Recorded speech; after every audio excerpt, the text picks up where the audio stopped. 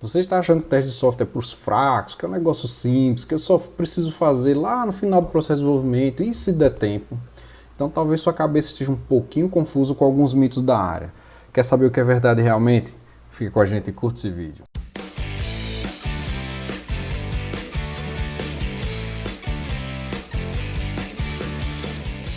Fala pessoal, no vídeo de hoje vamos discutir alguns mitos da área de teste de software. Muitos desses mitos levantados por desenvolvedores, principalmente pela falta de desconhecimento de uma área que é tão importante, na verdade uma área que é essencial para garantir a qualidade do produto que está sendo desenvolvido.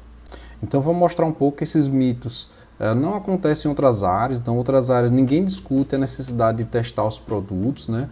Mas no nosso caso, algumas vezes, em algumas equipes, acaba virando verdade. Então a gente vai ver que a área de teste é uma área extremamente importante para a qualidade do software, para garantir a qualidade do software. Muito difícil você conseguir desenvolver um software sem fazer bons testes.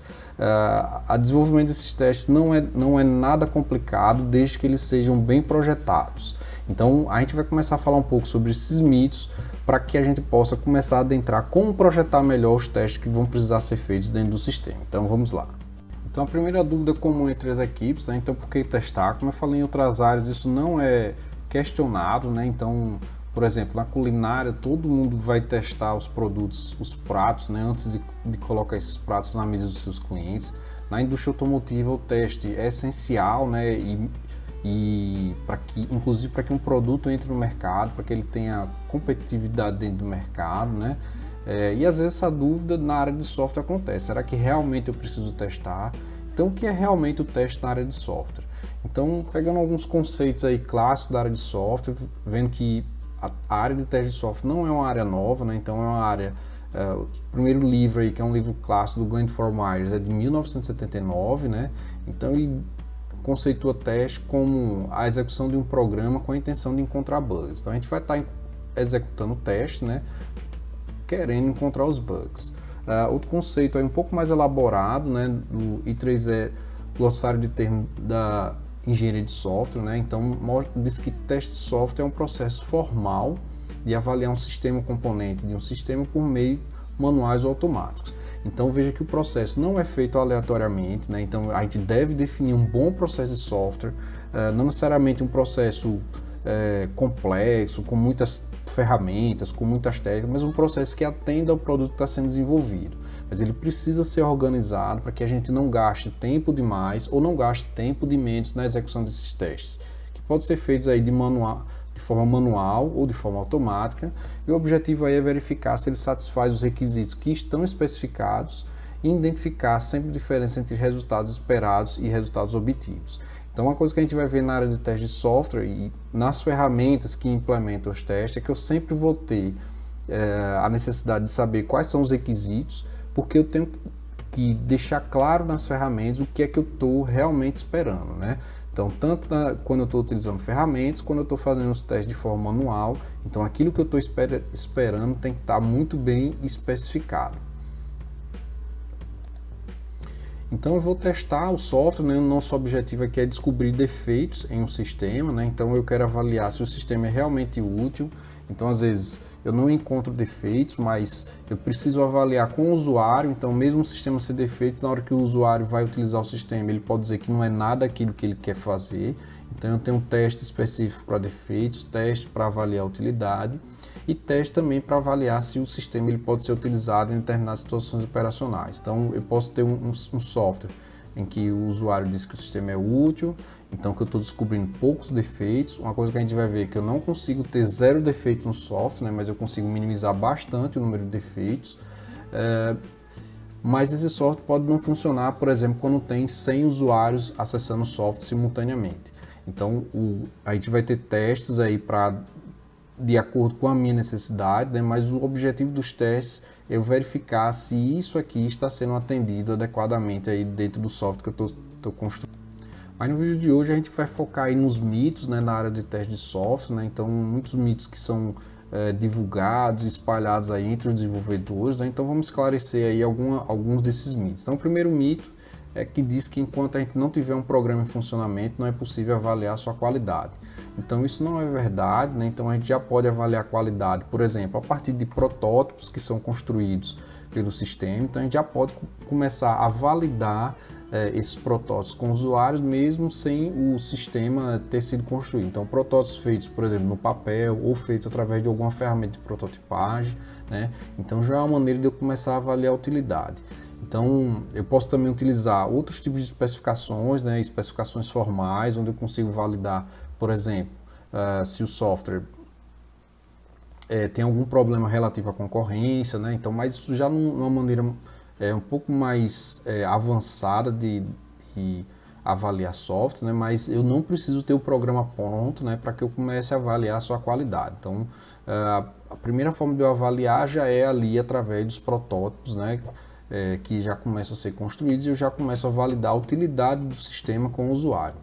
O segundo mito aí, né, é que o pessoal acha que testar é muito fácil, que testar é muito simples, né, que qualquer pessoa pode fazer. Então não é isso, né? Então o profissional de teste de software no mercado está cada vez mais valorizado, né, porque esse profissional ele vai buscar projetar um conjunto mínimo de testes para encontrar um número máximo de bugs.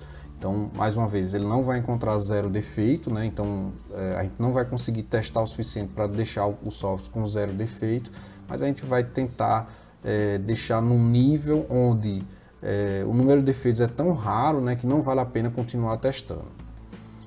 Um terceiro mito é que não é necessário gastar tempo do teste, porque o próprio programador ali, né, já foi testando, né, e fazendo os testes dele, né? Então a gente vai ver que não é isso. Então tem várias estratégias que a gente pode estar utilizando para fazer o teste, que estratégias essas que não são exclusivas do programador que está desenvolvendo. Outro mito comum, né, é achar que os testes só precisam me preocupar com testes no momento que após o desenvolvimento, né? Então também não é verdade, né? Então os testes, a partir dos primeiros requisitos, eles já podem começar a ser projetados e a partir do primeiro código em funcionamento eu já posso começar a executar os testes. Mas apesar dos mitos, né, os testes eles somente sinalizam a presença de faltas, mas nunca a sua ausência, uma frase de Dijkstra, né? Então, mais uma vez reforçando que a gente não vai conseguir deixar o software com zero defeito, né? Então a gente só vai sinalizar que o software tem alguns defeitos, mas a gente não consegue garantir que há ausência de defeitos através da execução de teste de software.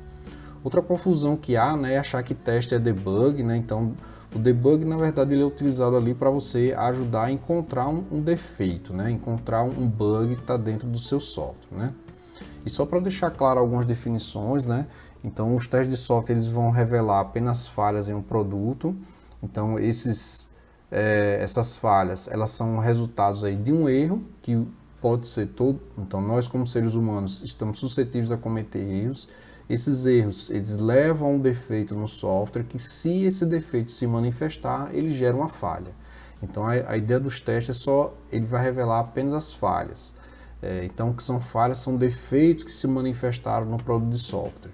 E para isso a gente vai usar depuração para encontrar esse bug. Então esses mitos muitas vezes acabam atrapalhando a implantação de técnicas efetivas para encontrar uma série de defeitos que com certeza estão no software. Então esses defeitos são gerados aí pela problemas no processo educacional dos desenvolvedores, né? Então os desenvolvedores nem sempre têm educação suficiente para preparar o artefato, então não conhece a linguagem, não conhece regras de segurança.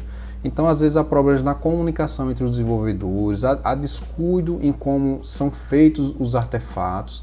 Às vezes, também problemas no processo de tradução, né, entre, por exemplo, quando você sai da fase de análise para projeto ou de projeto para implementação.